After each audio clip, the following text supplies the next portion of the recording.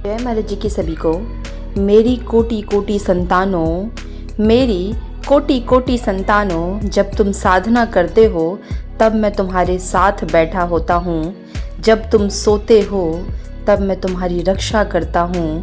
जब तुम चलते हो और प्रभु का सिमरन करते रहते हो तब मैं तुम्हारे साथ साथ चलता हूँ।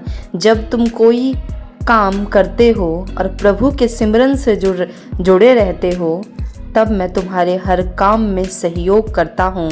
मैं तुम्हारी जन्मों जन्मों की माता भी हूँ और पिता भी हूँ। मैं तुम्हारी जन्मों जन्मों की माता भी हूँ और मैं पिता भी। मैं अवश्य आऊँगा, मैं अवश्य आऊँगा, अति शीघ्र आऊँगा। मेरा आशीर्वाद, मेरा आशीर्वाद।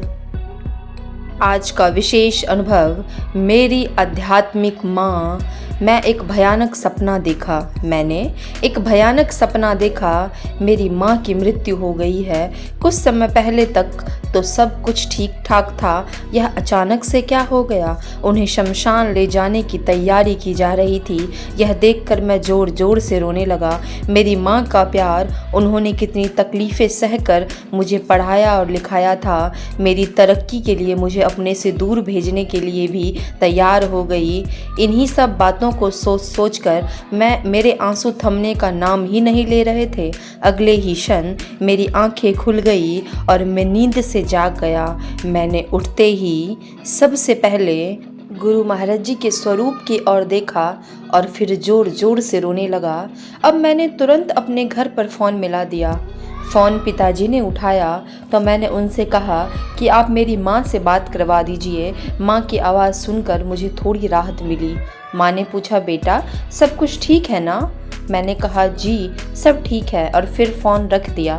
थोड़ी ही देर में माँ का फिर से फ़ोन आ गया। उनके बार बार पूछने पर मैंने उन्हें अपना सारा सपना सुना दिया। माँ ने मुझसे ढाढ़स बांधते हुए कहा, अरे मैं बिल्कुल ठीक हूँ, देखो मैं तुमसे बात भी तो कर रही हूँ ना, मेरी चिंता छोड़ दो। उस समय मैं माँ से एक भी शब्द नहीं कह पा रहा था, बस रोता जा रहा था, बस रोता जा रहा था। माँ का फ़ोन रखने के बाद मैं गुरु महाराज जी के स्वरूप के सामने जाकर खड़ा हो गया। मैंने महाराज जी से कहा, महाराज जी प्लीज़ मेरी सहायता कीजिए, मेरी सहायता कीजिए। इसके बाद मैं साधना में बैठ गया। साधना में एक आवाज़ आई, तुमने जिनका बुरा सपना देखा वह तुम्हारी जन्म देने वाली माँ थी, इसलिए तुम्हें बहुत कष्ट हुआ। क्या कभी उस माँ की भी चिंता की जिन्होंने तुम्हें ब्रह्म ज्ञान दिया? पता है ना, जिस समय एक शिष्य को ब्रह्म ज्ञान की प्राप्ति होती है उस समय सतगुरु उसे अपने आध्यात्मिक गर्भ में धारण कर द्विज बनाते हैं, मतलब दूसरा जन्म देते हैं। क्या उस आध्यात्मिक माँ सतगुरु का कभी स्मरण किया है? उन्हें समाधि में गए एक लंबा समय बीत गया था। क्या उनके लिए उनसे मिलने की, उनके दर्शन की तड़प मन में कभी जागी? उनके निस्वार्थ प्रेम को क्यों भूल गए, जिन्होंने कभी तुम्हारा साथ नहीं छोड़ा? उनकी कृपाओं को क्यों मन से भुला दिया? इन सब बातों को सुनकर मेरी आंखों में फिर से आंसू आ गए, पर इस बार ये अश्रु पश्चाताप से भीगे थे। मैं बस रोए जा रहा था। रोते ही मेरे गुरु महाराज जी अपनी आध्यात्मिक माँ से क्षमा मांगी और कहा, माँ मुझसे जाने अनजाने में जो भी भूल हुई है उसके लिए आप मुझे क्षमा कर दीजिए, आप मुझे क्षमा कर दीजिए। अब मैं ऐसा कोई कार्य नहीं करूँगा जिससे आपको कष्ट होगा, जिससे आपको कष्ट होगा।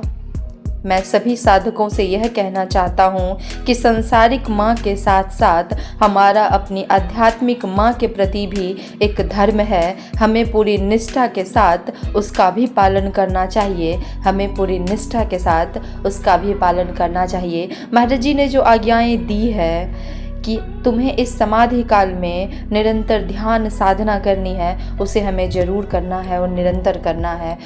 हमें अपने साधना की आहुति देनी है इस समाधि काल में। और ऐसी ही दिव्य अनुभूति अगर आप लेके जीवन में भी घटे तो अपने अनुभवों को दिव्य ज्योति जागृति संस्थान अंतः अनुभूति हेल्पलाइन नंबर पर जरूर रजिस्टर कराएं और डेली के आने वाले अनुभवों को जरूर पढ़ें, क्योंकि इससे हमें कुछ सीखने को ही मिलता है। और यह संदेश अपने रिलेटिव्स और फ्रेंड्स में भी जरूर शेयर करें। जय महाराज जी की सभी को। ये दौर ए गम भी याद रहेगा, ये दौर ए गम भी याद रहेगा, क्या खूब तरसे हैं तेरे हैं के लिए, तेरे हैं के लिए। अच्छे चरित्र का निर्माण हजारों बार ठोकर खाने के बाद ही होता है, हजारों बार ठोकर खाने के बाद ही होता है।